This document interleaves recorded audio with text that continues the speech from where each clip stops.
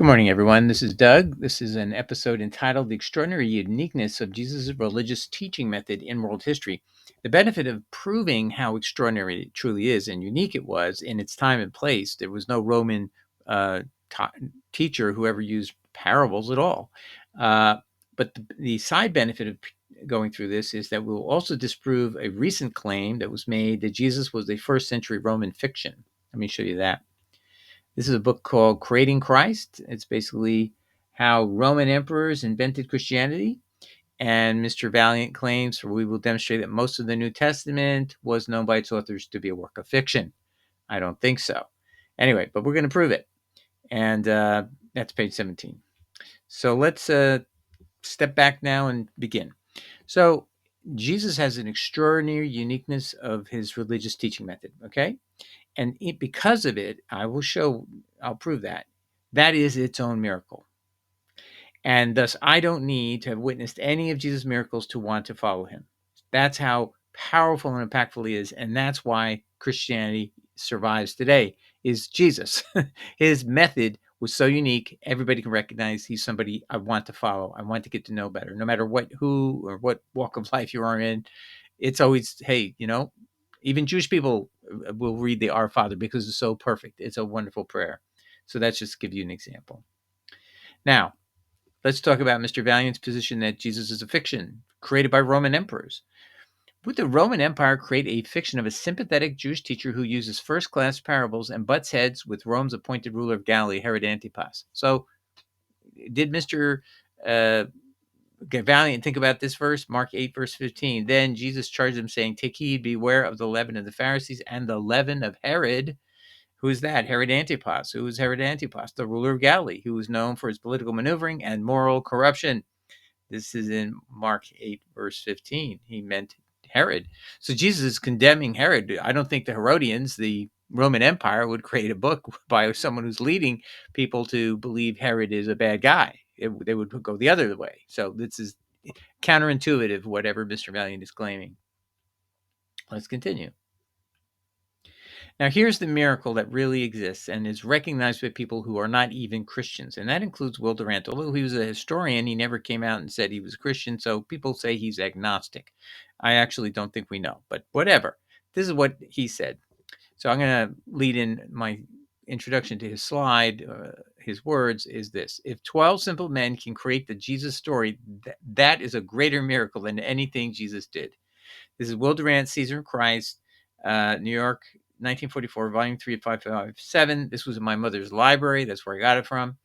And what I want you to focus in on again is, yes, it's 1944, but nothing has changed. So listen to what he's saying. And this is a man who's as sober as a historian you can get. He did volumes of every epoch of history in all parts of the world. He was a wonderful historian and great writer, but also a great thinker. And this is what he said: that a few simple men should, in one generation, have invented so powerful and appealing a personality, so lofty an ethic, and so inspiring a vision of human brotherhood would be a miracle far more incredible than any recorded in the Gospels. After 2 centuries of higher criticism, that is, trying to cast doubt on Jesus, the outlines of his life, character, and the teachings of Christ remain reasonably clear and constitute the most fascinating feature of the history of Western man. So all of Western civilization can look at one figure who's the most fascinating of all figures, and that is Jesus. Now, I wanted to read you something by Jean-Jacques Rousseau. He is a famous French philosopher whose ideas inspired the better side of the 1789 French Revolution. And he had this to say: I must confess to you that the majesty of the scriptures astonishes me, and the holiness of the evangelists speak to my heart, and is such strong and striking characters of truth, and is moreover so perfectly inimitable, that if it had been an invention of men, the inventors would be greater than the greatest heroes. So in other words, if men invented the story of Jesus, the inventors are the greatest heroes of history. That is, they're greater than the Jesus they depict. They would be that amazing to have done this. So a team of writers, skilled professionals would probably not, if you said, here, make a character up who would be able to influence people, would they be able to figure this out in that epoch, in the epoch of Rome, time period of Rome, in the first century of Christ?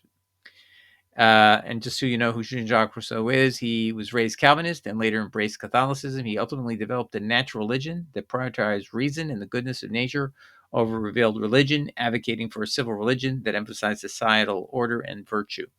All right, so he's not coming out as Christian, but he is also recognizing the inimitable, perfection of the words of Jesus. All right, so now let's go to the evidence you have to know in order to determine if Jesus is really unique in his time and place and nobody else had done what he was doing in the religious context, using parables the way he did. Is that really unique? And so one of the questions to ask, was there any Roman writers, that would be the empire he's living under, Rome, did any of the Roman writers of the era of Jesus ever write in parables? So I asked that question to AI, and this is the question response I got. While Jesus famously used parables in his teachings, no known Roman writers of the era of Jesus are documented to have written in that literary style. So we have no evidence for what Mr. Valliant is claiming in his book about Christ being fiction, that anybody in Rome could have created this character. There was no experience, there was no knowledge of doing it, and no examples of them doing it. Let's continue and let's look in a little deeper. Now, some people claim that the uh, era of Jesus, that people were speaking Greek in Judea on a routine basis, and that's completely false. The trade language of that era was based on both the Arabic language from Arabia and the Syriac language that was the coastal area, and then, of course, you had Aramaic, which was being spoken in Israel. So you have no Greek would have only appeared in all of Judea, only primarily in the theater of Herod at Jerusalem and in his Herodian encampment outside of Jerusalem. So that's the only place people were speaking Greek, and that's not where Jesus was hanging out, not at theater. So let's continue. Now, we need to dig into the genre of parables. In other words, was this genre what made Jesus unique? And yes, that's clearly what he was unique. And typically, he's only using the parables for, I would say, basically teaching a moral lesson. So, but he might say, "Beware the leaven of Herod."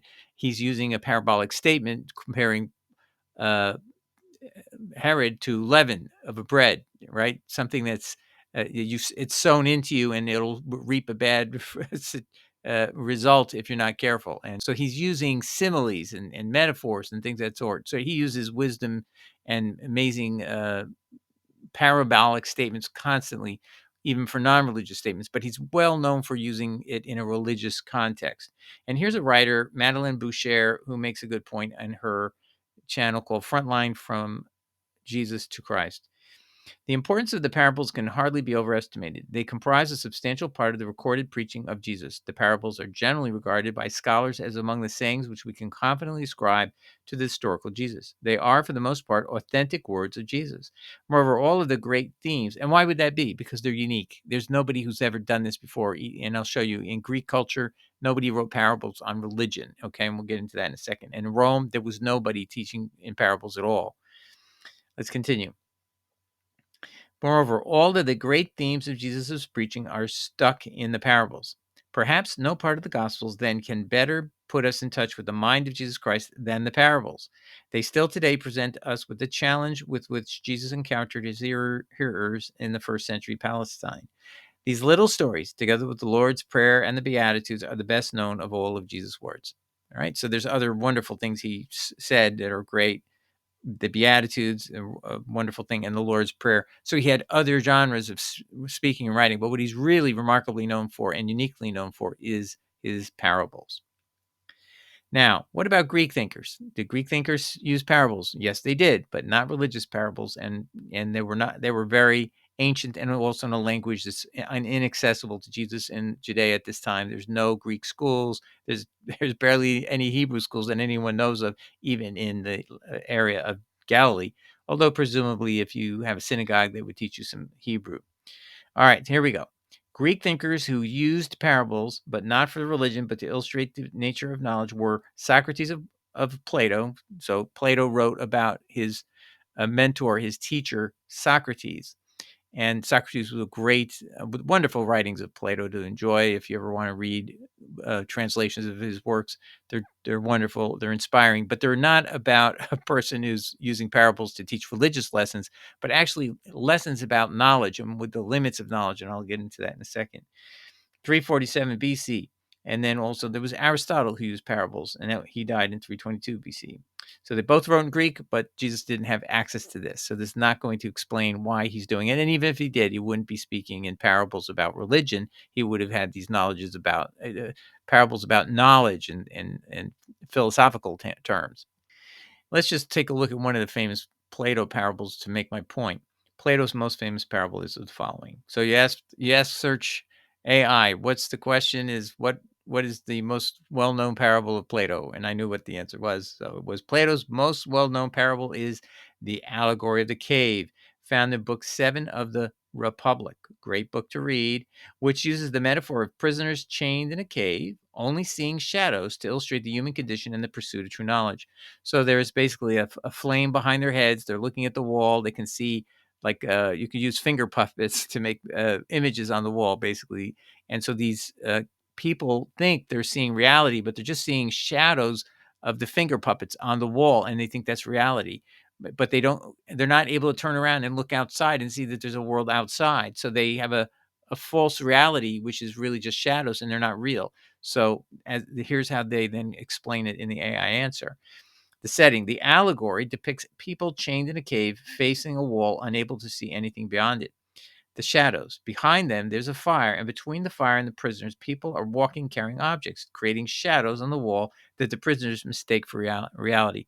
So, whatever's a shadow is not really real, and it's not to be treated as truth. Okay, now I'm going to show you something. Paul very much is well versed in Platonic doctrine and this parable in particular. He uses this reference multiple times. Now, why would he do that? Paul is a native born of the pagan city of Tarsus. Now, this is across the Mediterranean, long ship ride away from Israel, and it's a pagan land, and it's a center of paganism and Hellenistic thinking. And Paul, uses Plato's cave parable to deride multiple times God's law as a shadow, not the reality to be revealed through Paul. So where do we get that from? So we then run that through AI, and they'll tell you where you'll find all this. Paul discusses the concept of shadow versus reality in Colossians 2, verses 16 to 17, where he states that certain religious observances are mere shadows of things to come, while the true reality is found in Christ. Colossians 2, 16, 17 reads, quote, "Therefore, let no one pass judgment on you in matters of food or drink. Therefore, there's no more food laws. Or with regard to a festival, a new moon, or Sabbath, there's no more Sabbath. These are shadows of the things to come, but the substance belongs to Christ." So the shadow is what? Sabbath is not a real thing. It's a shadow. The reality is just knowing Christ. And see, it's just Christ replaces everything. Don't have to do anything about these commands and the law and the prophets. Forget it. Paul is addressing the Colossian church, which was facing the pressure from false teachers, according to Paul, who were trying to enforce adherence to the Sabbath. Not in, I can't stand when they say this, the Jewish law. What? The Jews made up the law, or God, Yahweh, made up the law? So just say what it is: the adherence to the Sabbath in the Torah, given by Yahweh. Why don't we give the whole full meaning? But they don't do that.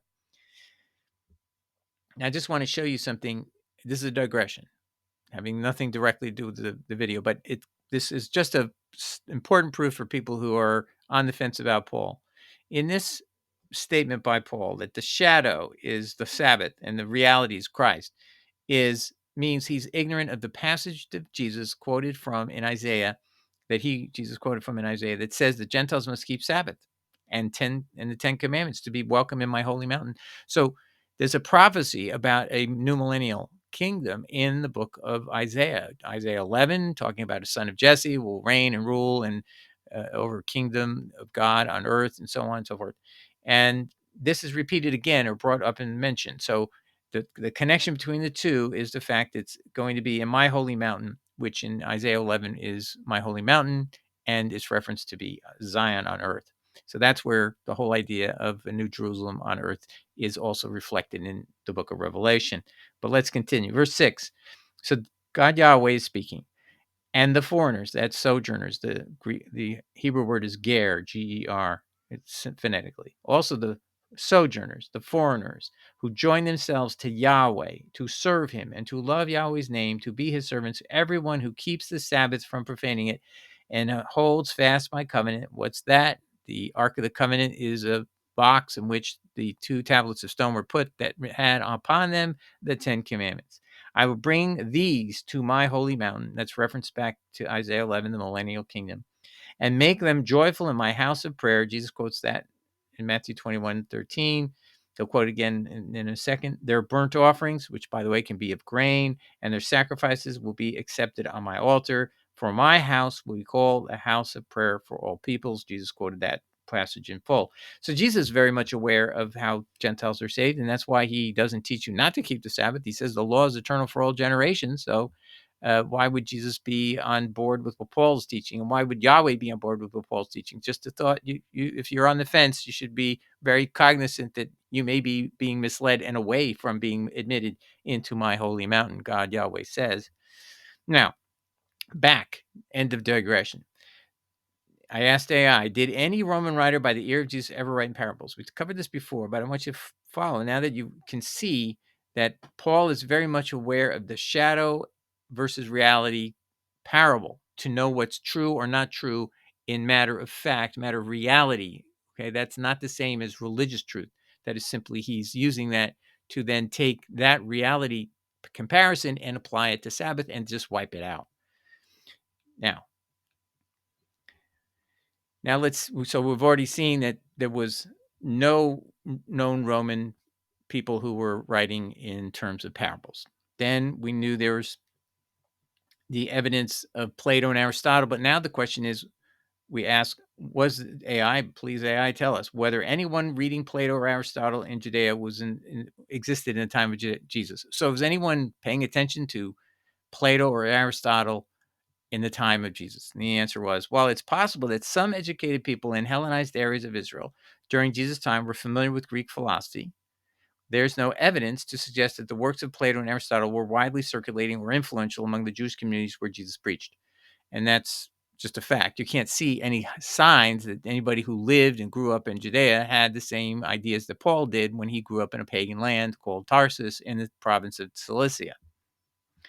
And by the way, Galilee is a backwater far from Jerusalem. So we're talking about way away from a center of major civilization and any interchange between other people groups with ideas like Plato or Aristotle on their minds. So there's no probability at all that Jesus had any influence from Plato or Aristotle in using parables.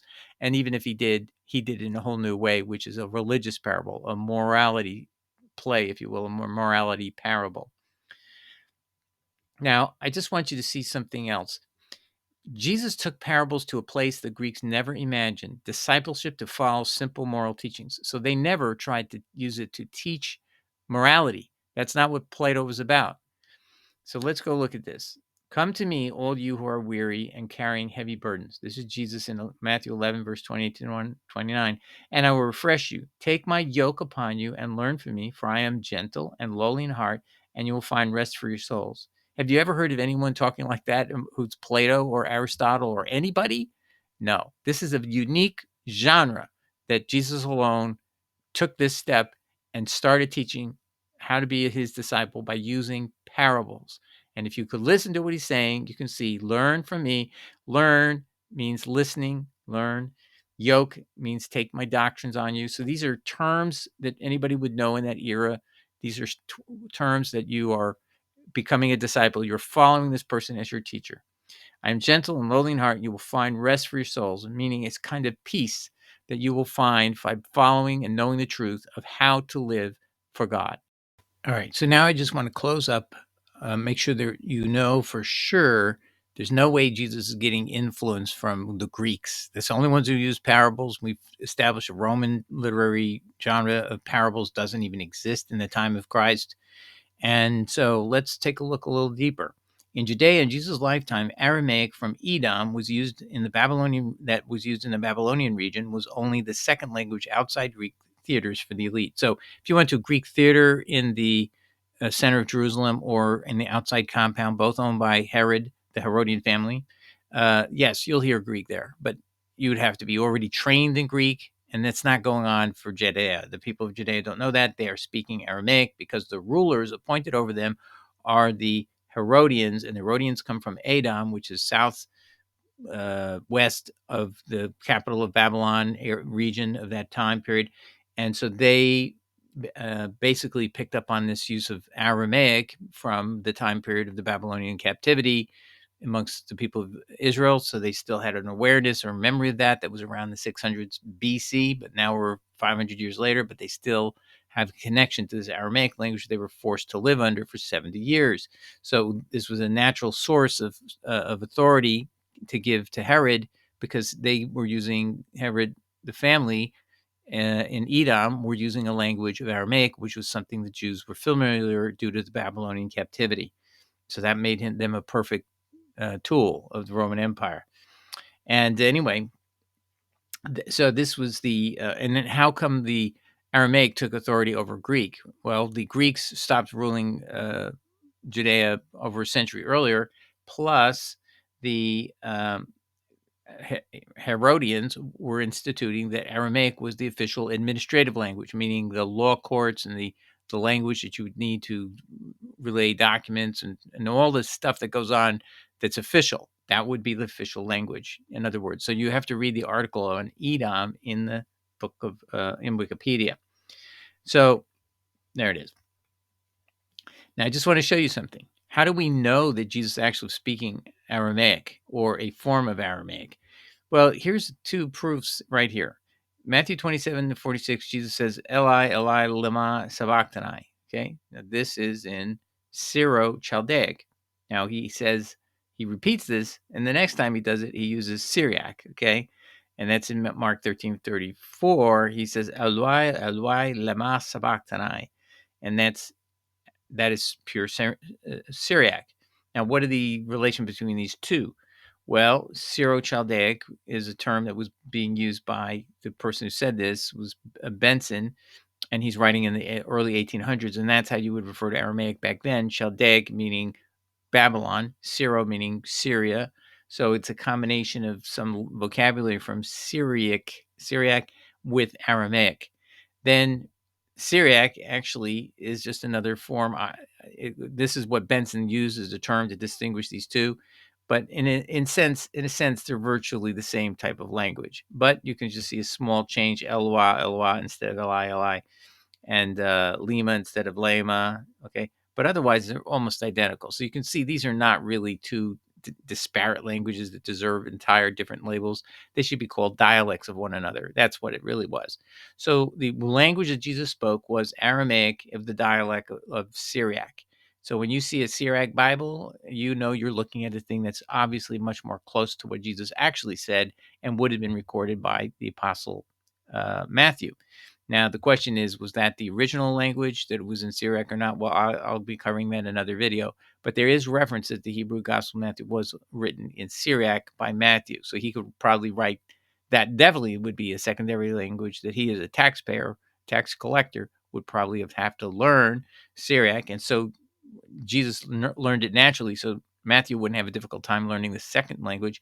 But he would also likely, as a tax collector, know Hebrew, because he seems to be uh, of all of the 12, he was the most educated, meaning he'd have to know how to speak other languages to be a tax collector, because he's going to meet Hebrew speakers, he's going to meet Syriac speakers, Syro-Chaldaic, Aramaic people. So he's probably the right guy to do this. And he probably, I'll do one version in Syriac, I'll do one version in Hebrew, no problem for him. And so there's a reference to this fact that there were both versions, Syriac and the Hebrew Gospel Matthew.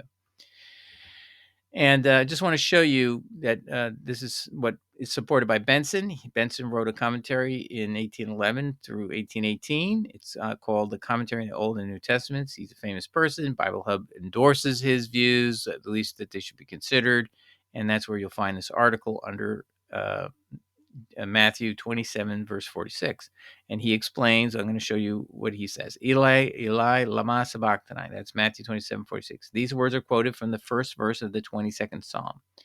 But it is to be observed that they are not the very words of the Hebrew original. So they're not spoken in Hebrew, but the word substance is going to be in Jesus' mouth, but are in what is called Syro-Chaldaic.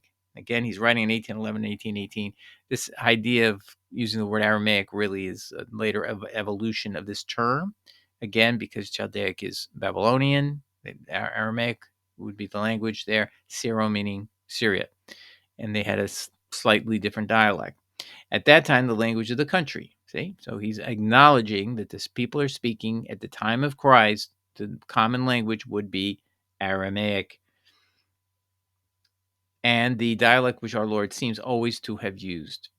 Mark expresses the two first words rather differently, namely Eloi, Eloi, which comes nearer to the Syriac. So pure Syriac language without influence of Aramaic, that much would be sounds very different. It's very similar, right? Eli, Eli, lama sabachthani is Aramaic, Syro-Chaldaic, and then Eloi, where is it? Well, it's Eloi, Eloi, lema sabachthani. So it's very similar. So he's saying Mark expresses the two first words rather differently, namely Eloi, Eloi, which comes nearer to the Syriac. Some think our Lord in his agony repeated the words twice. So that would explain why you would have both. Although the other alternative is to just agree that Matthew can translate it in both languages, and he was probably the author of the Syriac version as well as the author of the Aramaic version, if depending on whether those are really different enough that justifies writing whole different books. So that's the end of this episode. All right. So you can defend in the future that Jesus actually created his own parables. He didn't get it from Roman writers. He didn't get it from Greek writers. He was a unique individual. And as Will Durant said, the teaching of Christ remains reasonably clear and constitutes the most fascinating feature in the history of Western man. All right. God bless everybody. Take care. Ciao.